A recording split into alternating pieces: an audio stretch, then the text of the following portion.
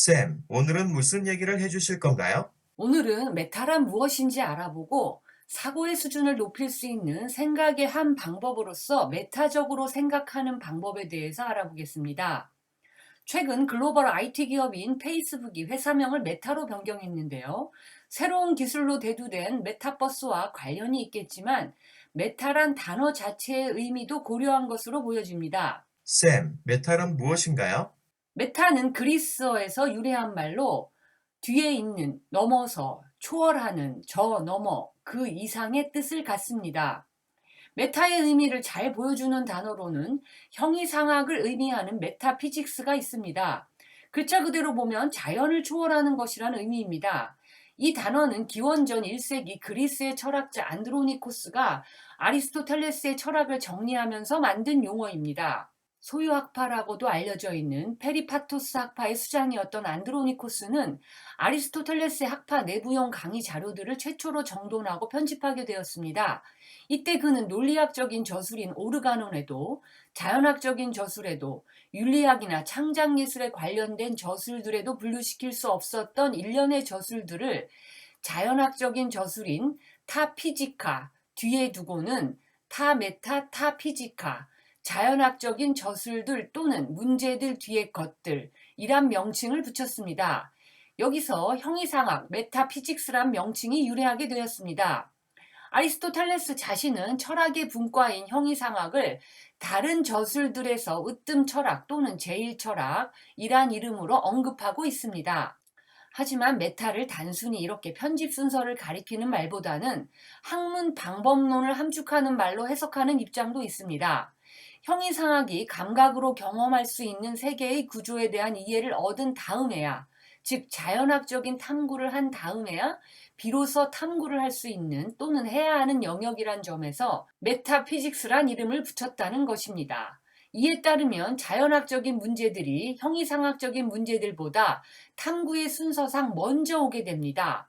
변하지 않는 형상의 개수와 본성에 관한 문제를 으뜸 철학, 즉 형이상학의 과제로 보고 이 문제를 적절한 때까지 제쳐두자고 아리스토텔레스는 자연학에서 언급하고 있습니다. 쌤, 메타피직스, 즉, 형이상학이란 무엇인지요? 자연학, 즉 현대의 과학은 세계 내의 존재자를 구성하는 원리를 탐구합니다. 형이상학은 과학이 탐구하는 일체의 존재자, 즉 세계의 궁극적 근거를 연구합니다. 그러니까 형이상학은 특수한 영역과 시야를 넘어 초월의 시각에서 얻어지는 초월적 지식입니다. 이러한 초월적 시각, 메타적 시각은 성찰 혹은 자기 반성으로 볼 수 있습니다. 자신의 모습을 바라보는 또 다른 시각을 획득하는 사고의 한 방법입니다. 이미 수천 년 전 고대 그리스 철학자 소크라테스는 바로 이 메타적 시각으로 바라보는 학습법을 설파했습니다. 소크라테스는 사람들의 무지를 일깨워주기 위해 문답법을 사용했는데요. 사람들은 질문을 받고 대답을 하는 과정에서 더 많은 사고를 하게 되고 비판적으로 생각하게 됩니다.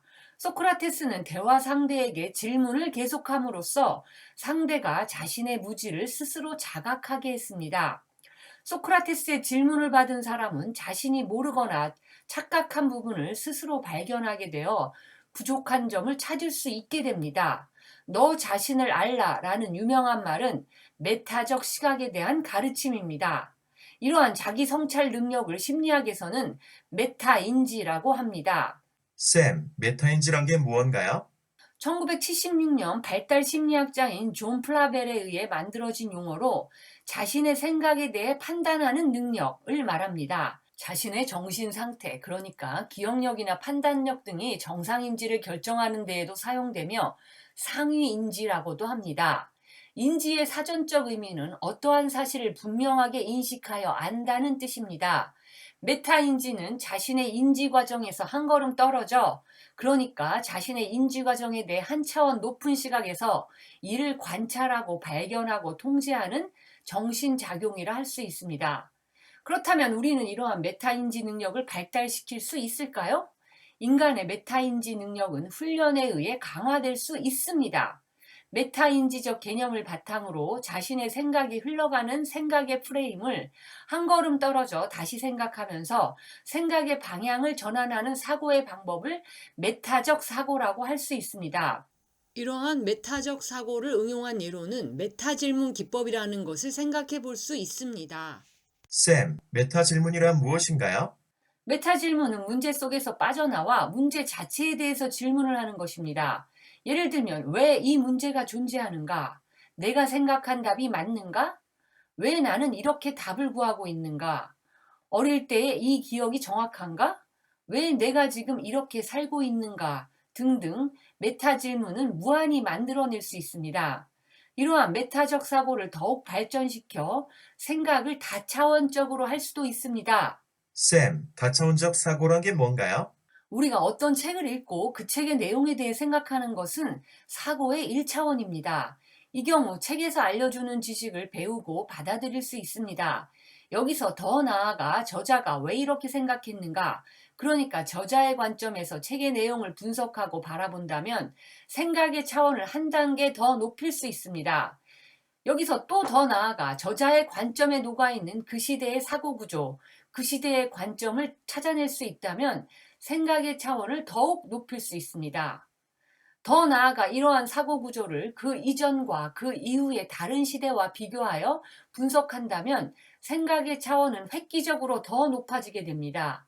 이러한 각각의 생각에 대해 다시 한 걸음 떨어져서 왜 저자가, 왜 당시에는, 왜 역사적으로 이렇게 생각했을까라고 비판적으로 더 나아간다면 사고의 차원을 더욱더 높일 수 있습니다.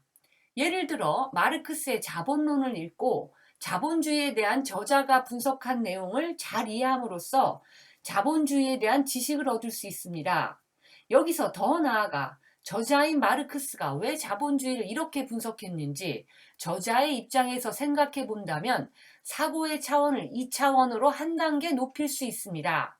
사고의 차원을 더욱 높여서 자본론이 저술된 19세기 자본주의 경제가 발전해 가던 당시 사회에 대한 인식을 바탕으로 자본론의 내용을 분석해 볼 수 있습니다.